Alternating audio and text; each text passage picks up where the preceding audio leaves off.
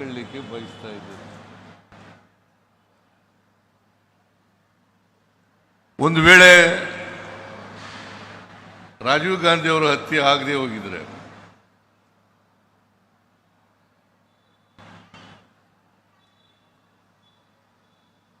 ನಾನು ಗೆಲ್ತಿದ್ದೆ, ಲೋಕಸಭಾ ಸದಸ್ಯನಾಗ್ತಿದ್ದೆ.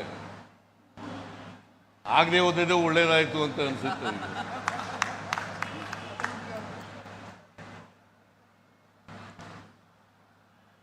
ಈಗ ನಾನು ಮಾಜಿ ಮುಖ್ಯಮಂತ್ರಿಯಾಗಿ ಇರ್ತಾ ಇರಲಿಲ್ಲ. ಇವತ್ತು ಮಾಜಿ ಮುಖ್ಯಮಂತ್ರಿಯಾಗಿ ಒಬ್ಬ ಹಿಂದುಳಿದ ವರ್ಗದ ಜಾತಿಗಳಿಗೆ ಸೇರಿದವನಾಗಿ ನಿಮ್ಮ ಮುಂದೆ ನಿಂತಿದ್ದೇನೆ ಅಂತಕ್ಕಂಥ ಮಾತುಗಳನ್ನು ಈ ಸಂದರ್ಭದಲ್ಲಿ ಹೇಳಲಿಕ್ಕೆ ಬಯಸ್ತಾ ಇದ್ದೇನೆ.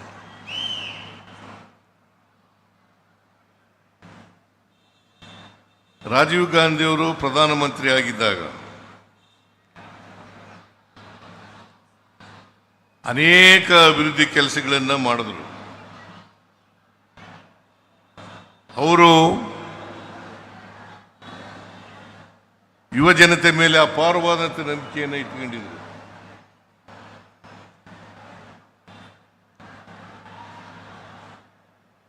ಅವರನ್ನ ಭವಿಷ್ಯದ ಪ್ರಜೆಗಳು ಅಂತೇಳಿ ತಿಳ್ಕೊಂಡಿದ್ರು. ಅವರಿಂದ ದೇಶದಲ್ಲಿ ಭವಿಷ್ಯದ ರಾಷ್ಟ್ರವನ್ನು ಕಟ್ಟತಕ್ಕಂಥ ಕನಸನ್ನು ಕಂಡಿದ್ರು ಅಂತಕ್ಕಂಥ ಮಾತುಗಳನ್ನು ಈ ಸಂದರ್ಭದಲ್ಲಿ ಹೇಳಲಿಕ್ಕೆ ಬಯಸ್ತಾ ಇದ್ದೇನೆ. ಅದಕ್ಕೋಸ್ಕರನೇ 18 ವರ್ಷಕ್ಕೆ ಮತದಾನದ ಹಕ್ಕನ್ನು ಅವ್ರಿಗೆ ಕೊಟ್ಟದ್ದು. ಮತದಾನದ ಹಕ್ಕು 18 ವರ್ಷಕ್ಕೆ ಯುವಕರಿಗೆ ಯುವತಿಯರಿಗೆ ಮತದಾನದ ಹಕ್ಕನ್ನು ಕೊಟ್ಟಿದ್ರು. ಮತ್ತೆ 21ನೇ ಶತಮಾನದ ಕನಸನ್ನು ಕಂಡಿದ್ರು. ಭಾರತ 21ನೇ ಶತಮಾನದಲ್ಲಿ ಏನಾಗಬೇಕು ಅಂತಕ್ಕಂಥ ಕನಸನ್ನು ಕಂಡಿದ್ರು. ಆ ದಿಕ್ಕಿನಲ್ಲಿ ಅನೇಕ ಕಾರ್ಯಕ್ರಮಗಳನ್ನು ಕೂಡ ಮಾಡಿದ್ರು ಅಂತಕ್ಕಂಥದ್ದನ್ನು ಇವತ್ತು ನೆನಪಬೇಕಾಗ್ತದೆ. ವಿಶೇಷವಾಗಿ ರಾಜೀವ್ ಗಾಂಧಿಯವರು ವಿಜ್ಞಾನ ಮತ್ತು ತಂತ್ರಜ್ಞಾನದಲ್ಲಿ ಬಹಳ ಕೆಲಸವನ್ನು ಮಾಡಿದರು. ಇವತ್ತು ಸಂಪರ್ಕ ವಿಭಾಗ ಇದೆಯಲ್ಲ, ಆ ಸಂಪರ್ಕ ವಿಭಾಗದಲ್ಲಿ ಬಹಳಷ್ಟು ಕೆಲಸವನ್ನು ಮಾಡಿದರು. ಇವತ್ತು ಒಬ್ಬ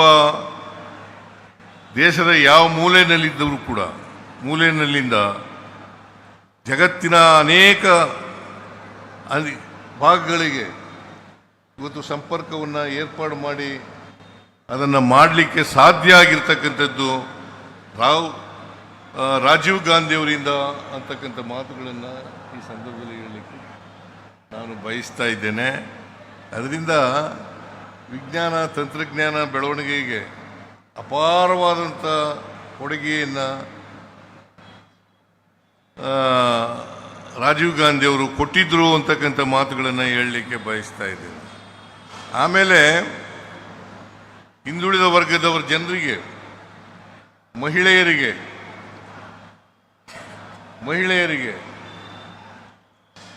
ಯುವಕರಿಗೆ, ಪರಿಶಿಷ್ಟ ಜಾತಿ ಪರಿಶಿಷ್ಟ ವರ್ಗದವರಿಗೆ, ಅಲ್ಪಸಂಖ್ಯಾತ ವರ್ಗದವರಿಗೆ ಸಂವಿಧಾನದ ತಿದ್ದುಪಡಿ ಮಾಡಿ 73, 74ನೇ ತಿದ್ದುಪಡಿಗಳನ್ನು ಮಾಡಿದಂಥವರು ರಾಜೀವ್ ಗಾಂಧಿಯವರು ಅಂತಕ್ಕಂಥ ಮಾತುಗಳನ್ನು ನಾವು ಮರೀಲಿಕ್ಕೆ ಸಾಧ್ಯ ಇಲ್ಲ.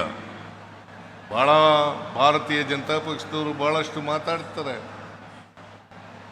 ಆದರೆ ಮಹಿಳೆಯರಿಗೆ ಮೀಸಲಾತಿಯನ್ನು ಕೊಟ್ಟದ್ದು 33% ಮೀಸಲಾತಿಯನ್ನು ಕೊಟ್ಟದ್ದು ರಾಜೀವ್ ಗಾಂಧಿಯವರು ಅಂತಕ್ಕಂಥದ್ದನ್ನು ಮರೀಲಿಕ್ಕೆ ಸಾಧ್ಯ ಇಲ್ಲ. ಇದನ್ನ ಮಹಿಳೆಯರೆಲ್ಲರೂ ಕೂಡ, ಈ ದೇಶದ ಮಹಿಳೆಯರೆಲ್ಲರೂ ಕೂಡ ಅರ್ಥ ಮಾಡ್ಕೋಬೇಕಾಗ್ತದೆ. ಸ್ಥಳೀಯ ಸಂಸ್ಥೆಗಳ ಚುನಾವಣೆಗಳಲ್ಲಿ ಮತ್ತೆ ಗ್ರಾಮೀಣ ಪ್ರದೇಶದಲ್ಲಿ ಇರ್ತಕ್ಕಂಥ ಮಂಡಲ್ ಪಂಚಾಯಿತಿ, ತಾಲೂಕು ಪಂಚಾಯಿತಿ, ಜಿಲ್ಲಾ ಪಂಚಾಯಿತಿಗಳಲ್ಲಿ ಮೊದಲನೇ ಬಾರಿಗೆ 73-74ನೇ ತಿದ್ದುಪಡಿಗಳನ್ನು ಮಾಡೋದ್ರ ಮೂಲಕ ಮೀಸಲಾತಿಯನ್ನು ತಂದದ್ದು ಹಿಂದುಳಿದ ವರ್ಗದವರಿಗೆ, ಅಲ್ಪಸಂಖ್ಯಾತರಿಗೆ ಮತ್ತು ಮಹಿಳೆಯರಿಗೆ ಈ ಮೀಸಲಾತಿಯನ್ನು ಕೊಟ್ಟದ್ದು ಯಾರು ಇದ್ದರೆ ಅದು ರಾಜೀವ್ ಗಾಂಧಿಯವರು ಅಂತಕ್ಕಂಥ ಮಾತುಗಳನ್ನು ಹೇಳಲಿಕ್ಕೆ ಬಯಸ್ತಾ ಇದ್ದೇನೆ. ಭಾರತೀಯ ಜನತಾ ಪಕ್ಷ ಅಲ್ಲ ಇವತ್ತು ವುಮೆನ್ ರಿಸರ್ವೇಷನ್ನು ತರಬೇಕು ಅಂತೇಳಿ ಭಾಳ ದೊಡ್ಡದಾಗಿ ಪ್ರಚಾರವನ್ನು ಗಿಟ್ಟಿಸ್ಕೊಳ್ತಕ್ಕಂಥ ಪ್ರಯತ್ನವನ್ನು ಮಾಡ್ತಾ ಇದ್ದಾರೆ. ವುಮೆನ್ ರಿಸರ್ವೇಷನ್ ಬಗ್ಗೆ ರಾಜೀವ್ ಗಾಂಧಿ ಅವ್ರ ಕಾಲದಲ್ಲೇ ಮಾಡಿದ್ದು. ಅದರಿಂದ ಆ ಹೆಗ್ಗಳಿಕೆ, ಅದರ ಕೊಡುಗೆ ರಾಜೀವ್ ಗಾಂಧಿ ಅವರಿಗೆ ಸೇರಬೇಕು ಅಂತಕ್ಕಂಥ ಮಾತುಗಳನ್ನು ಹೇಳಲಿಕ್ಕೆ ಬಯಸ್ತಾ ಇದ್ದೇನೆ. ಅದರಿಂದ ನಾವೆಲ್ಲರೂ ಕೂಡ ತಿಳ್ಕೋಬೇಕಾಗಿರ್ತಕ್ಕಂಥದ್ದು, ಹಿಂದುಳಿದವರಿಗೆ ಇವತ್ತು ಏನಾದರೂ ಮೀಸಲಾತಿ ಸಿಕ್ಕಿದ್ರೆ, ಅಲ್ಪಸಂಖ್ಯಾತರಿಗೆ ಮೀಸಲಾತಿ ಸಿಕ್ಕಿದ್ರೆ, ರಾಜಕೀಯ ಅಧಿಕಾರ ಹಂಚಿಕೆ ಆಗಿದ್ದರೆ ಅದಕ್ಕೆ ಶ್ರೀಮಾನ್ ರಾಜೀವ್ ಗಾಂಧಿಯವರು ಕಾರಣ ಅಂತಕ್ಕಂಥ ಮಾತುಗಳನ್ನು ತಾವೆಲ್ಲರೂ ಕೂಡ ತಿಳ್ಕೊಂಡಿದ್ದೀರಿ ಅಂತಕ್ಕಂಥದ್ದು ನನ್ನ ಭಾವನೆ. ಇವತ್ತು 50% ಪಂಚಾಯಿತಿ, ತಾಲೂಕು ಪಂಚಾಯಿತಿ, ಜಿಲ್ಲಾ ಪಂಚಾಯಿತಿ, ಮುನ್ಸಿಪಾಲ್ಟಿ, ನಗರಸಭೆ, ನಗರ ಪಾಲಿಕೆಗಳಲ್ಲಿ ಮೀಸಲಾತಿ ಸಿಕ್ಕಿದ್ರೆ ಅದು ರಾಜೀವ್ ಗಾಂಧಿಯವರು ಕಾರಣ ಅಂತಕ್ಕಂಥ ಮಾತುಗಳನ್ನು ಈ ಸಂದರ್ಭದಲ್ಲಿ ತಮಗೆ ತಿಳಿಸಲಿಕ್ಕೆ ಬಯಸ್ತಾ ಇದ್ದೇನೆ. ಅದರಿಂದ ಅಧಿಕಾರ ಹಂಚಿಕೆ ಆಗಬೇಕು. ಅದಕ್ಕೆ ನಾವು ಪದೇ ಪದೇ ಹೇಳ್ತೇವೆ, ಹಿಂದುಳಿದ ವರ್ಗಗಳು ಅಧಿಕಾರದಿಂದ ವಂಚಿತರಾಗಿದ್ದಾರೆ, ಮಹಿಳೆಯರು ವಂಚಿತರಾಗಿದ್ದಾರೆ, ಅಲ್ಪಸಂಖ್ಯಾತರು ವಂಚಿತರಾಗಿದ್ದಾರೆ.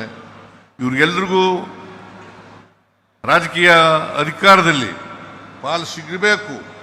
ಯಾಕಂತಂದರೆ ಸಾಮಾಜಿಕ ನ್ಯಾಯ ಅಂತ ಬರೀ ಭಾಷಣ ಮಾಡಲಿಕ್ಕೆ ಇರ್ತಕ್ಕಂಥ ಪದ ಅಲ್ಲ. ಸಾಮಾಜಿಕ ನ್ಯಾಯ ನಿಜವಾಗಿ ಆಗಬೇಕು ಅಂತಂದರೆ ಯಾರು ವಂಚಿತರಾಗಿದ್ದಾರೆ, ಅಧಿಕಾರದಿಂದ ವಂಚಿತರಾಗಿದ್ದಾರೆ, ಅವ್ರಿಗೆಲ್ಲರಿಗೂ ಕೂಡ ಅಧಿಕಾರದಲ್ಲಿ ಪಾಲು ಸಿಕ್ಕಾಗ ಮಾತ್ರ, ಅಸಮಾನತೆ ನಿವಾರಣೆ ಆದರೂ ಮಾತ್ರ, ಅವಕಾಶಗಳು ಸಿಕ್ಕಿದ್ರಾಗ ಮಾತ್ರ ಇದನ್ನು ಸಾಧ್ಯ ಆಗ್ತದೆ ಅಂತಕ್ಕಂಥ ಮಾತುಗಳನ್ನು ತಾವು ತಿಳ್ಕೋಬೇಕಾಗ್ತದೆ. ಇದನ್ನು ರಾಜೀವ್ ಗಾಂಧಿಯವರು ಮಾಡಿದ್ರು ಅಂತಕ್ಕಂಥದ್ದನ್ನು ಈ ಸಂದರ್ಭದಲ್ಲಿ ನಾನು ತಿಳ್ಕೊಳ್ಳಿಕ್ಕೆ ಬಯಸ್ತಾ ಇದ್ದೇನೆ, ಹೇಳಲಿಕ್ಕೆ ಬಯಸ್ತಾ ಇದ್ದೇನೆ. ಆಮೇಲೆ ದೇವರಾಜ್ ಅರಸರವರು ನಮ್ಮ ಮೈಸೂರಿನವರೇ, ಮೈಸೂರು ಜಿಲ್ಲೆಯವರು, ಹುಣಸೂರು ತಾಲೂಕಿನವರು, ಹುಣಸೂರು ತಾಲೂಕು ಕಲ್ಲಳ್ಳಿಯವರು. ಒಂದು ಸಂತೋಷ ಏನಪ್ಪ ಅಂತಂದ್ರೆ, ನಾಲ್ವಡಿ ಕೃಷ್ಣರಾಜ ಒಡೆಯರು ಮೈಸೂರಿನವರು, ದೇವರಾಜ ಅರಸರವರು ಮೈಸೂರಿನವರು, ನಾನು ಮೈಸೂರಿನವರು.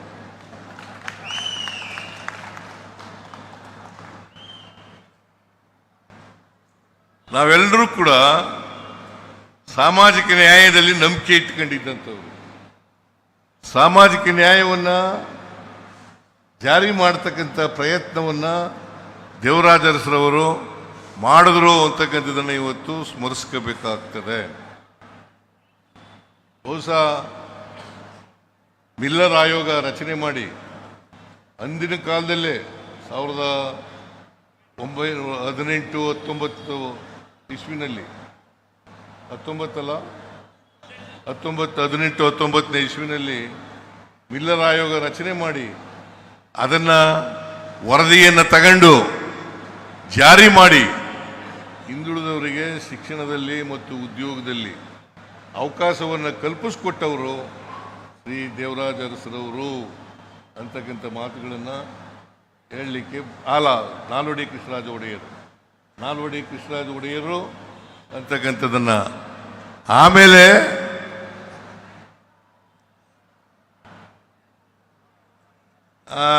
ದೇವರಾಜ ಅರಸರವರು ಅವನೂರು ಆಯೋಗವನ್ನು ರಚನೆ ಮಾಡಿ ಅವರು 72ರಲ್ಲಿ ಅಧಿಕಾರಕ್ಕೆ ಬಂದರು ಮುಖ್ಯಮಂತ್ರಿಗಳಾಗಿ. 72ರಲ್ಲಿ 1972ರಲ್ಲಿ ಅಧಿಕಾರಕ್ಕೆ ಬಂದರು. 8 ವರ್ಷಗಳ ಕಾಲ ಮುಖ್ಯಮಂತ್ರಿ ಆಗಿದ್ರು. ಬಹುಶಃ ಅವ್ರ ಕಾಲದಲ್ಲಿ ಎಲ್ಲರಿಗೂ ಅವಕಾಶಗಳನ್ನು ಒದಗಿಸ್ಕೊಟ್ಟಂತ ಯಾರಾದರೂ ಧೀಮಂತ ಮುಖ್ಯಮಂತ್ರಿ ಇದ್ರೆ ಅವರು ದೇವರಾಜ ಅರಸರವರು ಅಂತಕ್ಕಂಥ ಮಾತುಗಳನ್ನು ಈ ಸಂದರ್ಭದಲ್ಲಿ ಹೇಳಲಿಕ್ಕೆ ಬಯಸ್ತಾ ಇದ್ದೇನೆ. ಯಾಕಂತಂದ್ರೆ ನಮ್ಮ ಸಂವಿಧಾನದಲ್ಲಿ ನಾವು ಹೇಳ್ಕೊಂಡಿದ್ದೀವಿ, ಏನಂತ ಹೇಳ್ಕೊಂಡಿದ್ದೀವಿ, ಸಮಾಜವನ್ನು ನಿರ್ಮಾಣ ಮಾಡಬೇಕು ಅಂತ ಹೇಳಿದ್ದೀವಿ. ಅಸಮಾನತೆ ಇರ್ತಕ್ಕಂಥ ಸಮಾಜದಲ್ಲಿ ಸಮಾನತೆ ಬರಬೇಕಾದ್ರೆ ಯಾವಾಗಲೂ ಅವಕಾಶಗಳನ್ನು ಹಂಚಿಕೆ ಮಾಡಿದಾಗ ಮಾತ್ರ ಸಮಾಜ ಬರಲಿಕ್ಕೆ ಸಾಧ್ಯ ಆಗ್ತದೆ. ಸಮಾಜ ಇಲ್ಲದೆ ಹೋದರೆ ಸಮಾಜ ಕನಸನ್ನ ಬಸವಣ್ಣವ್ರ ಕಾಲದಿಂದಲೂ ಕೂಡ ಹೇಳ್ಕೊಂಡು ಬತ್ತಲೇ ಇದ್ದೀವಿ. ಬಸವಣ್ಣವ್ರ ಕಾಲದಿಂದ ಕೂಡ ಹೇಳ್ಕೊಂಡು ಬರ್ತಾ ಇದ್ದೀವಿ. ಆದರೆ ಇನ್ನೂ ಅಸಮಾನತೆ ಹೋಗಿಲ್ಲ ಅಂತಕ್ಕಂಥ ಚಿತ್ರವನ್ನೇ ನಾವು ಕಾಣ್ತಾ ಇದ್ದೀವಿ. ಪ್ರಾರಂಭ ಮಾಡಿದವರು ಕರ್ನಾಟಕದಲ್ಲಿ ದೇವರಾಜ ಅರಸರು ಅವನೂರು ಆಯೋಗದ ವರದಿಯನ್ನು ತಗೊಂಡು ಶಿಕ್ಷಣದಲ್ಲಿ, ಉದ್ಯೋಗದಲ್ಲಿ ಅವಕಾಶವನ್ನು ಕಲ್ಪಿಸ್ಕೊಟ್ಟಂಥವರು ಶ್ರೀ ದೇವರಾಜ ಅರಸರವರು ಅಂತಕ್ಕಂಥ ಮಾತುಗಳನ್ನು ಹೇಳಲಿಕ್ಕೆ ಬಯಸ್ತೇನೆ. ಅವತ್ತು ದೇವರಾಜ ಅರಸರು ಇದ್ದಾಗ ಮೈಸೂರು ರಾಜ್ಯ ಅಂತ ಇತ್ತು, ಕರ್ನಾಟಕ ಅಂತ ಇರಲಿಲ್ಲ. ಮೈಸೂರು ರಾಜ್ಯಕ್ಕೆ ಕರ್ನಾಟಕ ಅಂತೇಳಿ ನಾಮಕರಣ ಮಾಡಿದವರು ಶ್ರೀ ದೇವರಾಜ ಅರಸರವರು ಅಂತಕ್ಕಂಥದ್ದನ್ನ ಇವತ್ತು ಸ್ಮರಿಸ್ಕೋಬೇಕಾಗ್ತದೆ. ದೇವರಾಜ ಅರಸರವರು ಒಂದು ಮಾಡಲಿಲ್ಲ, ಅವರು ಭೂ ಸುಧಾರಣೆ ಕಾಯ್ದೆ ಮಾಡಿದ್ರು, ಮಲ ಹೊರತಕ್ಕಂಥ ಪದ್ಧತಿಯನ್ನು ತೆಗೆದುಹಾಕಿದ್ರು, ಆಮೇಲೆ ಸಾಲ ವಿಮೋಚನೆಯನ್ನು ಮಾಡಿದ್ರು. ಇಷ್ಟು ಅನೇಕ ಕೆಲಸಗಳನ್ನು ಮಾಡಿ ಸಮಾಜದಲ್ಲಿ ಅತ್ಯಂತ ಕಟ್ಟಕಡೆಯ ಮನುಷ್ಯ ಇದ್ದಾರಲ್ಲ ಅವ್ರಿಗೂ ಕೂಡ ವಿಧಾನಸೌಧದ ಮೆಟ್ಲನ್ನು ಹತ್ತಿಸ್ತಕ್ಕಂಥ ಪ್ರಯತ್ನವನ್ನು ಮಾಡಿದವರು ದೇವರಾಜ ಅರಸರವರು ಅಂತಕ್ಕಂಥದ್ದನ್ನು ಇವತ್ತು ನಾವು ನೆನಕಬೇಕಾಗ್ತದೆ. ಅದರಿಂದ ದೇವರಾಜ ಅರಸರವರು, ರಾಜೀವ್ ಗಾಂಧಿಯವರು ಮಾಡಿರ್ತಕ್ಕಂಥ ಕೆಲಸ ಇದೆಯಲ್ಲ ಅದನ್ನು ನೆನಕೊಂಡು ಅವ್ರನ್ನ ಸ್ಮರಿಸ್ಕೊಂಡು ಅವರು ಈ ಸಮಾಜಕ್ಕೆ ಮಾಡಿದಂಥ ಕೊಡುಗೆಯನ್ನು ನಾವು ಮುಂದುವರಿಸ್ತಕ್ಕಂಥ ಪ್ರಯತ್ನವನ್ನು ಮಾಡಬೇಕು. ಯುವಜನರು ಇದನ್ನೆಲ್ಲರೂ ಕೂಡ ಯುವಜನರಿಗೆ ಮುಟ್ಟಿಸ್ತಕ್ಕಂಥ ಕೆಲಸವನ್ನು ನಮ್ಮ ಪಕ್ಷ ಮಾಡಬೇಕು. ಯಾಕಂದರೆ BJP ಮಾಡಲಿಕ್ಕೆ ಸಾಧ್ಯ ಇಲ್ಲ. ಯಾಕೆ BJPಯವರು ಸಂವಿಧಾನ ವಿರೋಧಿಗಳು, ಪ್ರಜಾಪ್ರಭುತ್ವ ವಿರೋಧಿಗಳು, ಸಾಮಾಜಿಕ ನ್ಯಾಯದ ವಿರೋಧಿಗಳು. ಆದ್ದರಿಂದ ಅವರಿಂದ ಸಾಧ್ಯ ಇಲ್ಲ. ಇದನ್ನೆಲ್ಲ ಮಾಡಿರ್ತಕ್ಕಂಥವ್ರು ಕಾಂಗ್ರೆಸ್ನವರು ಅಂತಕ್ಕಂಥದ್ದನ್ನು ಹೇಳಲಿಕ್ಕೆ ಬಯಸ್ತಾ ಇದ್ದೇನೆ. ನನ್ನ ಕಾಲದಲ್ಲೂ ಕೂಡ ಸಾಮಾಜಿಕ ನ್ಯಾಯವನ್ನು ಮುಂದುವರಿಸ್ತಕ್ಕಂಥ ಪ್ರಯತ್ನವನ್ನು ಮಾಡಿದ್ದೆ. ಅದು ಇನ್ನೂ ಹೋಗ್ಬೇಕು, ಮುಂದೆ ಹೋಗ್ತಕ್ಕಂಥ ಮಾಡ್ತಕ್ಕಂಥ ಕೆಲಸವನ್ನು ಮಾಡಬೇಕು. ಕಾಂಗ್ರೆಸ್ನಿಂದ ಮಾತ್ರ ಸಾಧ್ಯ ಇದು, ಕಾಂಗ್ರೆಸ್ನಿಂದ ಮಾತ್ರ ಸಾಧ್ಯ. ಪ್ರಜಾಪ್ರಭುತ್ವದಲ್ಲಿ ನಂಬಿಕೆ ಇಟ್ಕೊಂಡಿರ್ತಕ್ಕಂಥವ್ರು, ಸಂವಿಧಾನದಲ್ಲಿ ನಂಬಿಕೆ ಇಟ್ಕೊಂಡಿರ್ತಕ್ಕಂಥವ್ರು, ಸಾಮಾಜಿಕ ನ್ಯಾಯದಲ್ಲಿ ನಂಬಿಕೆ ಇಟ್ಕೊಂಡಿರ್ತಕ್ಕಂಥವ್ರು ಕಾಂಗ್ರೆಸ್ ಪಕ್ಷ ಮಾತ್ರ. ಭಾರತೀಯ ಜನತಾ ಪಕ್ಷ ಅದರ ವಿರೋಧಿಗಳು ಅಂತಕ್ಕಂಥ ಮಾತುಗಳನ್ನು ತಾವು ತಿಳ್ಕೊಂಡಿದ್ದೀರಿ ಅಂತಕ್ಕಂಥದ್ದು ನನ್ನ ಭಾವನೆ. ಅದರಿಂದ ನೆಹರು ಇರ್ಬೋದು, ಇಂದಿರಾ ಗಾಂಧಿಯವರು ಇರ್ಬೋದು, ರಾಜೀವ್ ಗಾಂಧಿಯವರು ಇರ್ಬೋದು,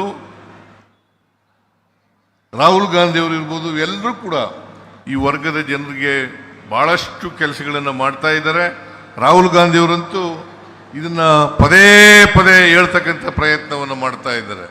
ಅದರಿಂದ ನಾವೆಲ್ಲರೂ ಕೂಡ ಕಾಂಗ್ರೆಸ್ನವರು ಕಾರ್ಯಕರ್ತರು ಎಲ್ರಿಗೂ ಸಮಾನ ಅವಕಾಶಗಳನ್ನು ಕಲ್ಪಿಸ್ಕೊಡ್ತಕ್ಕಂಥ, ಅಸಮಾನತೆಯನ್ನು ನಿವಾರಣೆ ಮಾಡ್ತಕ್ಕಂಥ ಬಾಬಾ ಸಾಹೇಬ್ ಅಂಬೇಡ್ಕರ್ ಅವರು ಹೇಳಿದ್ರು ಒಂದು ಮಾತನ್ನು, ಎಲ್ಲಿವರೆಗೆ ಈ ಸಮಾಜದಲ್ಲಿ ಅಸಮಾನತೆ ಇರ್ತದೆ ಅಲ್ಲಿವರೆಗೆ ಸಾಮಾಜಿಕ ನ್ಯಾಯ ಜಾರಿ ಆಗಿಲ್ಲ ಅಂತಲೇ ತಿಳ್ಕೋಬೇಕಾಗ್ತದೆ. ಸಮಾಜ ನಿರ್ಮಾಣ ಆಗತಕ್ಕಂಥದ್ದು ಕನಸು ಅಂತಕ್ಕಂಥ ಮಾತುಗಳನ್ನು ಹೇಳ್ತಾರೆ. ಅದಕ್ಕೋಸ್ಕರ ಆರ್ಥಿಕವಾಗಿ ಸಾಮಾಜಿಕವಾಗಿ ನಾವು ಇವರಿಗೆ ಶಕ್ತಿಯನ್ನು ತುಂಬತಕ್ಕಂಥ ಪ್ರಯತ್ನವನ್ನು ಮಾಡಬೇಕು. ಇದನ್ನೇ ದೇವರಾಜ ಅರಸರವರು, ರಾಜೀವ್ ಗಾಂಧಿಯವರು ಮಾಡಿದ್ರು ಅಂತಕ್ಕಂಥದ್ದನ್ನು ಇವತ್ತು ನಾವು ಯಾಕೆ ಸ್ಮರಿಸ್ಕೊತೀವಿ? ನಾಲ್ವಡಿ ಕೃಷ್ಣರಾಜ ಒಡೆಯರನ್ನು, ರಾಜೀವ್ ಗಾಂಧಿಯವರನ್ನು, ನೆಹರೂರವರನ್ನು, ಇಂದಿರಾ ಗಾಂಧಿಯವರನ್ನು, ರಾಹುಲ್ ಗಾಂಧಿಯವರನ್ನು ಯಾಕೆ ನೆನೆಸ್ಕೊತೀವಿ ಅಂತಂದರೆ ಅವರೆಲ್ಲರೂ ಕೂಡ ಅಸಮಾನತೆಯನ್ನು ಹೋಗಲಾಡಿಸ್ಲಿಕ್ಕೆ ಪ್ರಾಮಾಣಿಕ ಪ್ರಯತ್ನವನ್ನು ಮಾಡಿದ್ದಾರೆ, ಮಾಡ್ತಾ ಇದ್ದಾರೆ ಅಂತಕ್ಕಂಥ ಮಾತುಗಳನ್ನು ತಾವು ತಿಳಿಸಬೇಕಾಗುತ್ತೆ. ಮತ್ತು ಶ್ರೀನಿವಾಸ್ ಅವರು ಹೊಸ ವಿಭಾಗದ ಹಿಂದುಳಿದ ವರ್ಗ ಅಧ್ಯಕ್ಷರಾಗಿದ್ದಾರೆ. ಬಹಳ ಉತ್ಸಾಹಿಗಳು, ಮೇಲ್ಮನೆಯ ಸದಸ್ಯರು ಕೂಡ ಆಗಿದ್ದಾರೆ. ಅವ್ರ ಕಾಲದಲ್ಲಿ ಪ್ರತಿ ತಾಲೂಕುಗಳಿಗೂ ಹೋಗಿ ಹಿಂದುಳಿದ ವರ್ಗದವರನ್ನ ಸಂಘಟಿಸ್ತಕ್ಕಂಥ ಪ್ರಯತ್ನವನ್ನು ಮಾಡಿ. ರಾಜೀವ್ ಗಾಂಧಿಯವರು ಒಂದೇ ದಿನ ಹುಟ್ಟಿರ್ತಕ್ಕಂಥದ್ದು, ಒಂದೇ ತಾರೀಕಿನಲ್ಲಿ ಹುಟ್ಟಿರ್ತಕ್ಕಂಥದ್ದು, ಆಗಸ್ಟ್ ತಿಂಗಳಲ್ಲಿ.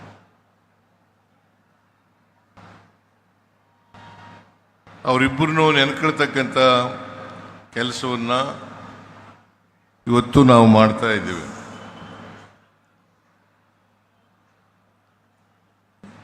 ರಾಜೀವ್ ಗಾಂಧಿಯವರು ಬಹಳ ಚಿಕ್ಕ ವಯಸ್ಸಿನಲ್ಲೇ ಪ್ರಧಾನಮಂತ್ರಿ ಆದವರು. ಬಹುಶಃ ಇಡೀ ಭಾರತ ದೇಶದಲ್ಲಿ ಇಲ್ಲಿವರೆಗೆ ಯಾರ್ಯಾರು ಪ್ರಧಾನಿಗಳಾಗಿದ್ದಾರೆ ಅವರಲ್ಲಿ ಬಹಳ ಚಿಕ್ಕ ವಯಸ್ಸಿನವರು 40 ವರ್ಷಕ್ಕೇನೆ ಪ್ರಧಾನಮಂತ್ರಿಗಳಾದರು. ಆದರೆ ಅವರು ಈಗ